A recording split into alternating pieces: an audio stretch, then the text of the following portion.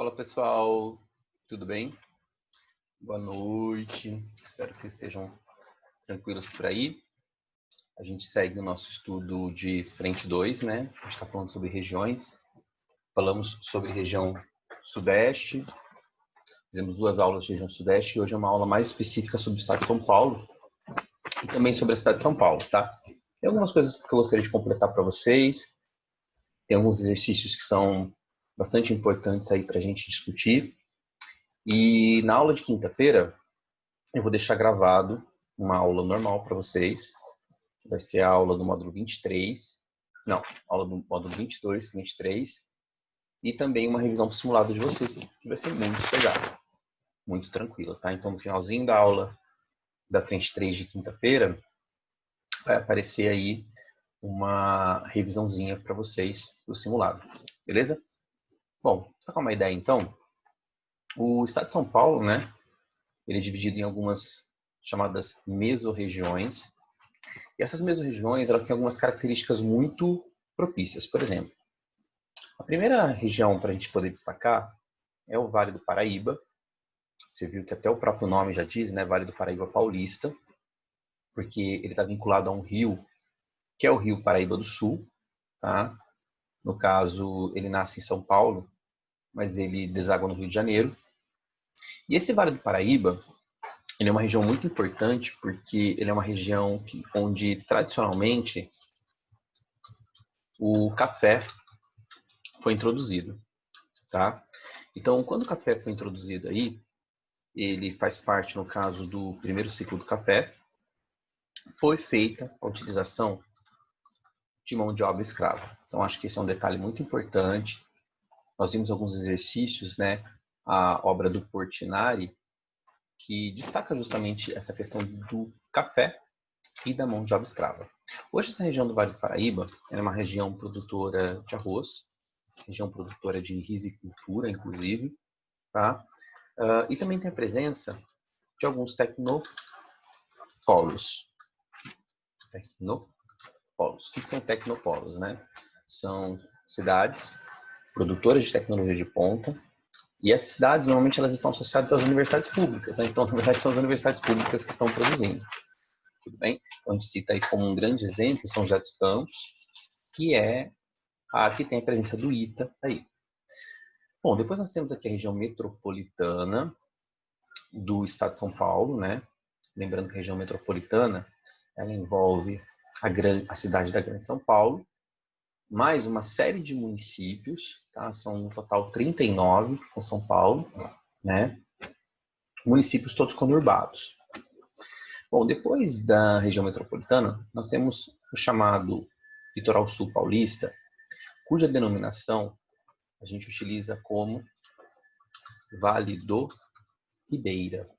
Tá? A gente já chegou a conversar sobre o Vale do Ribeira num outro momento. Por quê? Porque quando a gente falou de imigração, nós falamos dos japoneses que vieram para cá, né? Então tem uma forte presença dos japoneses que vieram para a produção do chá e também para o cultivo da banana. Agora, uma questão interessante do Vale do Ribeira é que ela é a região mais pobre do estado. Tá? Então, onde você vai colher os menores indicadores sociais serão justamente nessa região do Vale do Ribeira. Inclusive, ela tem a presença de uma comunidade quilombola. Tá? Aliás, falando em comunidade quilombola, aqui no Vale do Ribeira também tem comunidade quilombola. No caso, é o quilombo de Cafundó. Tá certo? Agora, essa do Vale do Ribeira, associada ao quilombo, uma pergunta que vai aparecer no seu exercício da FUVEST. Beleza? Bom, depois nós temos essa região aqui, que pega Marília, Bauru, que também é uma região conhecida nossa, nós já falamos sobre ela, região chamada de Alta Paulista, né? Região que também teve colonização de japoneses, que no caso foram trabalhar com a sericultura. Então, cidades como Tupã, Bastos, Marília, né? Tem essa forte contribuição aí dos japoneses, do elemento japonês, assim como também o desenvolvimento da cultura do bicho da seda. Beleza? Bom, uma outra região aí para a gente pensar sobre é essa pontinha aqui, tá? Essa ponta chamada de Pontal do Paranapanema. Pontal do Paranapanema, que é o rio que chega aí até o estado de São Paulo, né?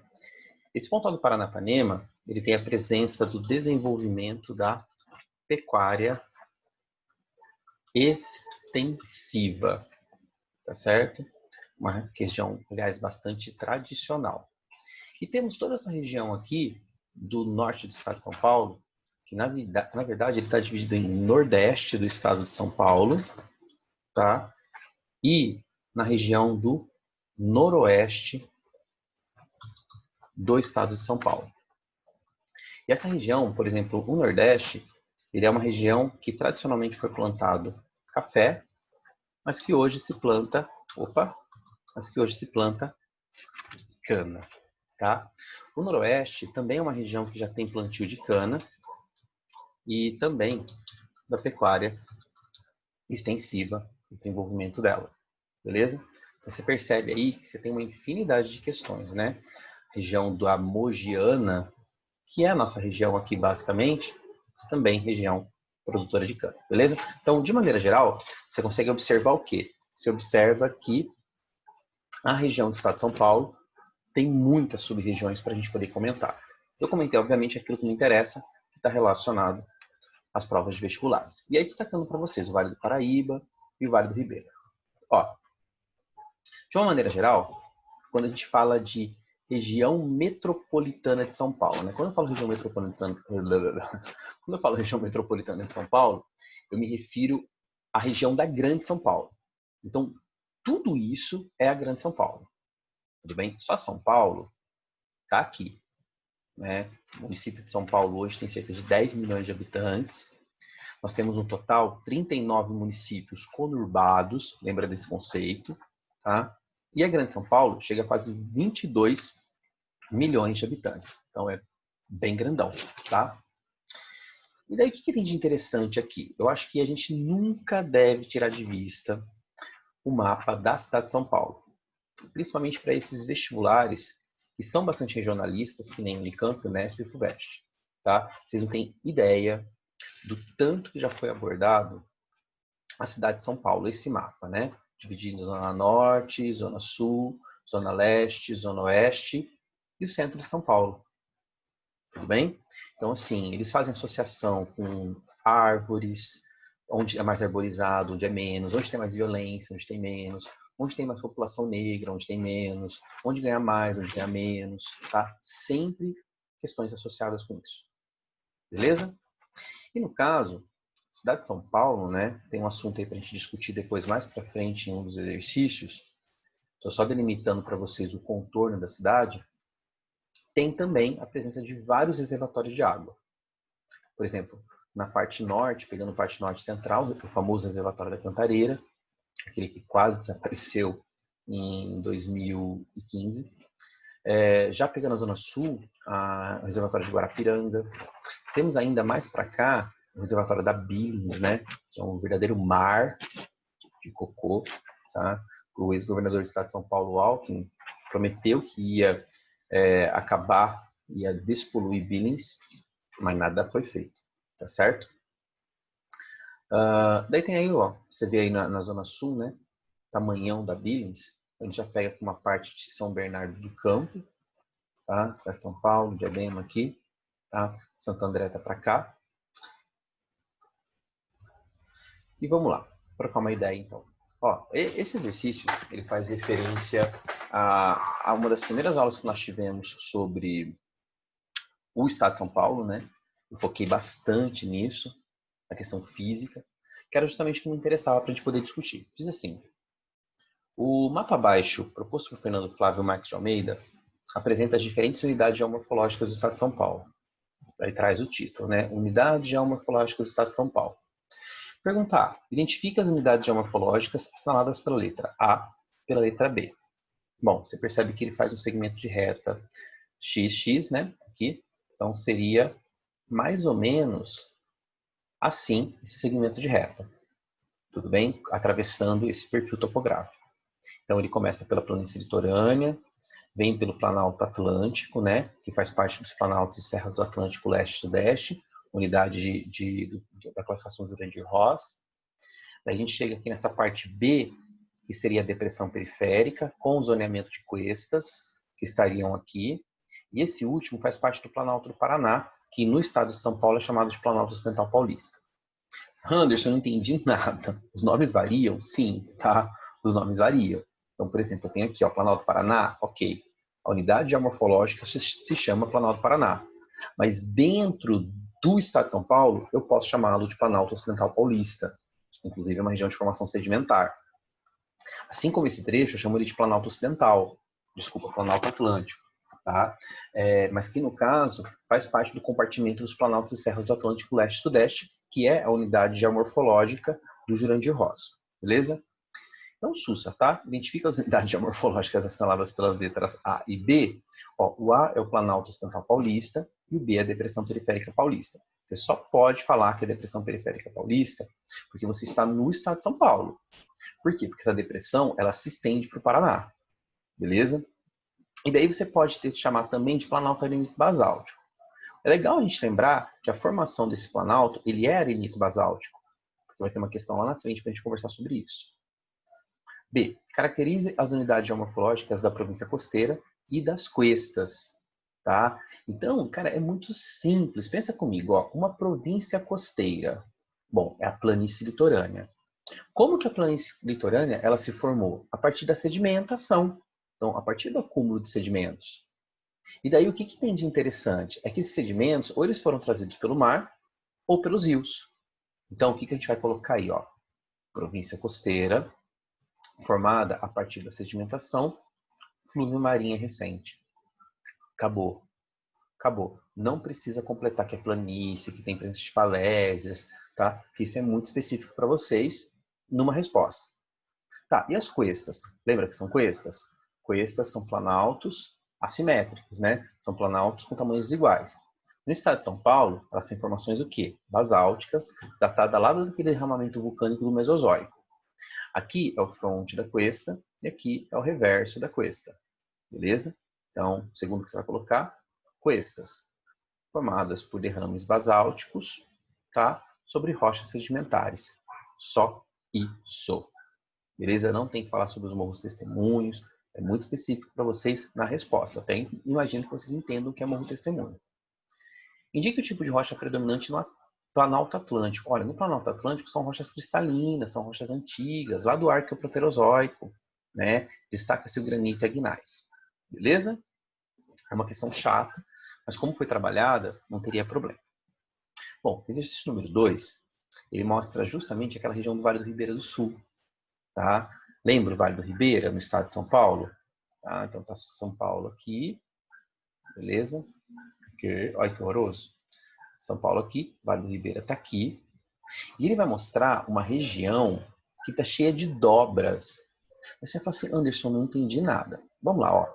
A figura mostra corte transversal AB, em área serrana, embasada por rochas metamórficas, entre os municípios de Apiaí e Iporanga, no Vale do Ribeira. Ó, então, peraí, ele falou Vale do Ribeira, ele falou região serrana. Então, ele é uma continuação do Planalto do Atlântico Leste-Sudeste. Ó, tá até na observação aqui para vocês. E o que é o Planalto Atlântico Leste-Sudeste? É justamente um dobramento antigo. E nesse dobramento antigo, eu tenho o quê? Áreas onde vão ocorrer processos de sedimentação e áreas onde vão ocorrer processos de erosão. Elas são chamadas de dobras anticlinais, que refere-se a essa região, e dobras sinclinais. Beleza? Número 3. A observação dos mapas do estado de São Paulo permite afirmar de modo geral que as temperaturas decrescem. Então vamos dar uma olhada aqui no inverno, né? Já que ele falou de temperatura decrescer, ó, tá quente, menos quente. Tudo bem? Então, as temperaturas estão decrescendo nesse sentido. Cara, o que você precisa? Você só precisa de uma rosa dos ventos. Acabou, tá? Então, norte, sul, leste, oeste, aqui, ó, noroeste, sudeste. Então, as temperaturas estão decrescendo do noroeste para o sudeste. Alternativa correta, letra E, tá certo? Esqueci de colocar o gabarito para vocês aí. Letra E. Exercício número 4, um exercício bem bacaninha, para quem não conhece muito bem São Paulo, né? São Paulo é cortado aí pela Marginal Tietê e pela Marginal Pinheiros, que são dois rios também, né? Que é o Rio Pinheiros e o Rio Tietê. Esses rios foram construídos nas áreas de... Desculpa, essas marginais foram construídas nas áreas de várzeas desses rios. Então, o rio ele sofre cheia e vazante, né? Quando tem cheia, o que ele ocupa? A várzea, tudo bem? Então, é por isso que, às vezes, essas marginais podem ser alagadas. E daí, conceptualmente, eles lançaram um projeto chamado Projeto Pomar Urbano, que seria um programa de revitalização, né, dessa margem do Rio Pinheiros, que é justamente uma questão relacionada ao plantio de estrutura arbórea e até mesmo de ciclovias, tá bom? A gente vai correr a letra A. Bom, exercício número 5. Lembra quando eu te falei? Ó, é importante que você saiba que isso são rochas sedimentares. Por quê? Porque rochas sedimentares são rochas mais friáveis. O que significa isso? São rochas mais frágeis, que se fragmentam mais facilmente. Bom, essa região é uma região de planalto. Então, o terreno também sofre um maior declive. O que ele pergunta na letra A? Você já viu aqui, né? Suscetibilidade à erosão. Então, a erosão é muito maior aqui, muito mais suscetível aqui do que aqui. Até porque no planalto cristalino vai ser difícil, né? Então, caracteriza 2 fatores naturais do oeste paulista. Eu vou citar 3 para você. O clima tropical, que propicia chuvas no verão. A presença de rochas sedimentares, tá? Que são mais friáveis. E a declividade do planalto. Fechou, só isso.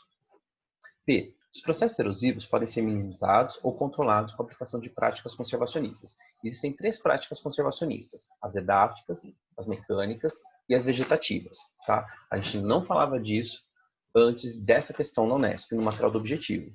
Então, vou conversar um pouquinho rapidinho com vocês. As práticas conservacionistas, como por exemplo a edáfica, eu posso citar o plantio direto, aquela que você planta no solo sem a necessidade de remexer o solo, ou seja, sem a necessidade de arar o solo. Então, eu planto direto e cubro com palhagem. Palhagem, por exemplo, palha da cana, tá? Por que é importante eu cobrir o solo? Para evitar o processo erosivo. Fechou? Então, o que eu fiz? Eu fiz melhorias, de certa forma, no solo. Né? Eu estou usando de práticas que não degradam o meu solo. Por exemplo, eu posso corrigir a acidez do solo com calagem, né? Eu posso fazer práticas, por exemplo, como controle de queimadas. Então, tudo isso são chamadas de práticas edáficas. Agora, as práticas mecânicas são aquelas que já fazem um uso de uma alteração do sistema para proteção do solo contra processos erosivos. Por exemplo, curvas de níveis. Beleza? Então, é uma questão simples, depois de explicada, tá? Mas ela é uma questão muito difícil na época para ser respondida.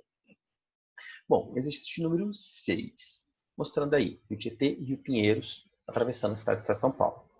No primeiro, você... Opa, eita pleura. Acho que voltou. No primeiro, você vai ter aí, né, Rio Tietê e Rio Pinheiros, né? Então você percebe que na primeira fotografia, provável paisagem pré-urbana, tudo bem? Então você vê que a ação antrópica não rolou aqui ainda, é uma paisagem praticamente natural. Na segunda, na situação atual, rolou só ação antrópica. Bom, pergunta-se, explique por que a localização geográfica da área urbana da metrópole de São Paulo amplia os conflitos do uso da água. Cara, imagina, é uma população gigante, tá? 22 milhões de habitantes, em uma área onde os recursos hídricos são imensamente contaminados. E aqueles que não estão contaminados simplesmente estão sendo degradados pela ocupação de mananciais. Então é isso que vai ter que aparecer na sua resposta, de maneira concisa. Coloque aí, população da cidade de São Paulo, uma população muito grande, e os recursos hídricos são extremamente poluentes, são extremamente poluídos, o que pode acirrar os conflitos pela água. Além, você pode mencionar, além da ocupação das áreas de mananciais, ocupações irregulares. Letra B. Caracteriza a situação do abastecimento de água na região metropolitana de São Paulo, levando em consideração a demanda e os recursos disponíveis. Bom, aí você vai ter que voltar de novo e colocar. Olha, então rolou o quê? Rolou uma ocupação desordenada da cidade de São Paulo. E isso foi comprometendo o quê? Comprometendo a qualidade da água, principalmente. tudo bem? O que vai encarecer os custos com captação, tratamento, distribuição e coleta. Beleza?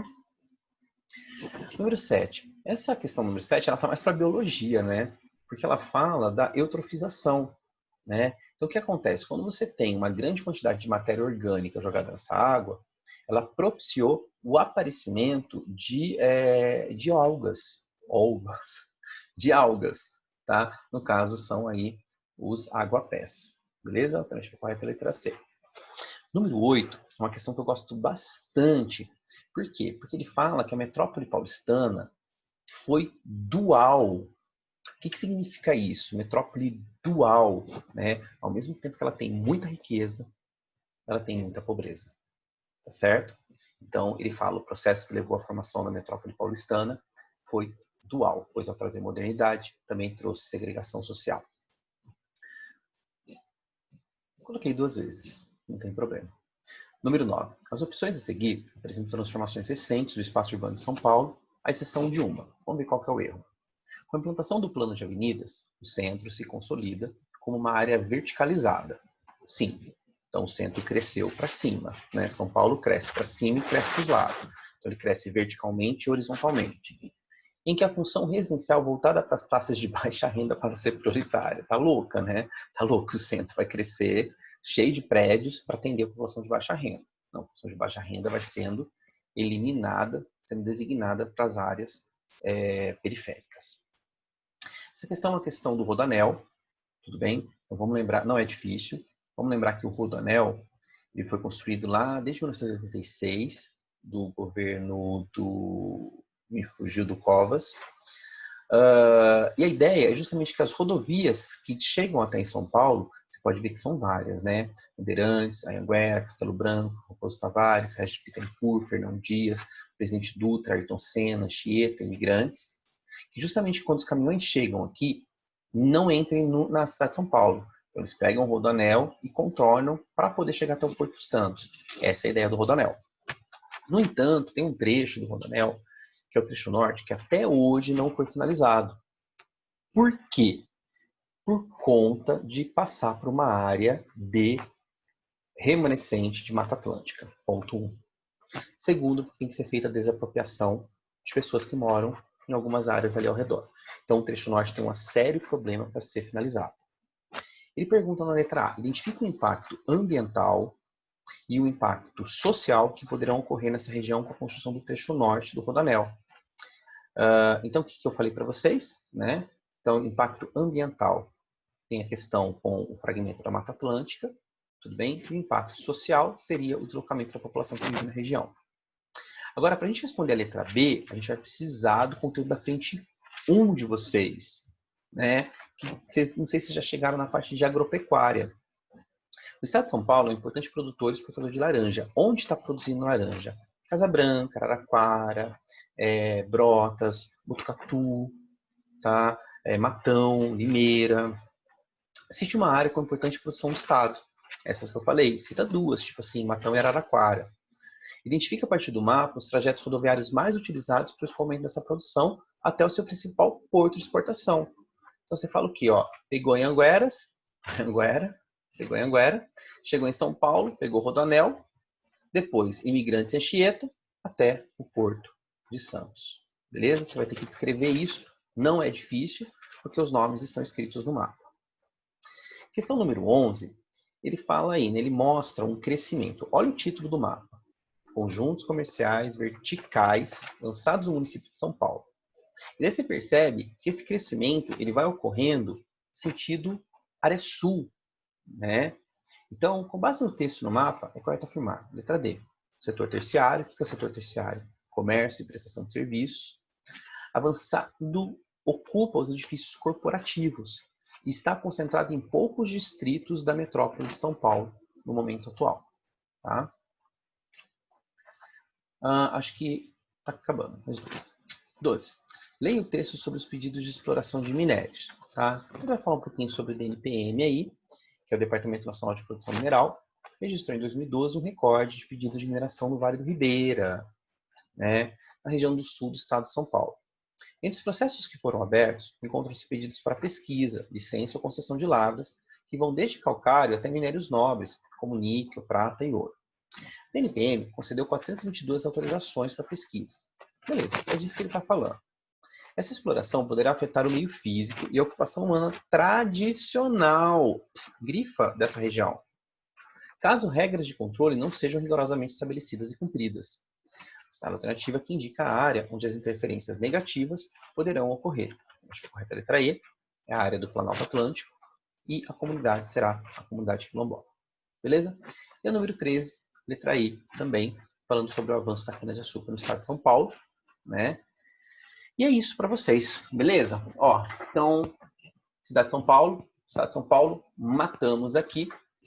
E é isso. Um grande beijo para vocês, fiquem bem e a gente se vê. Tchau, tchau.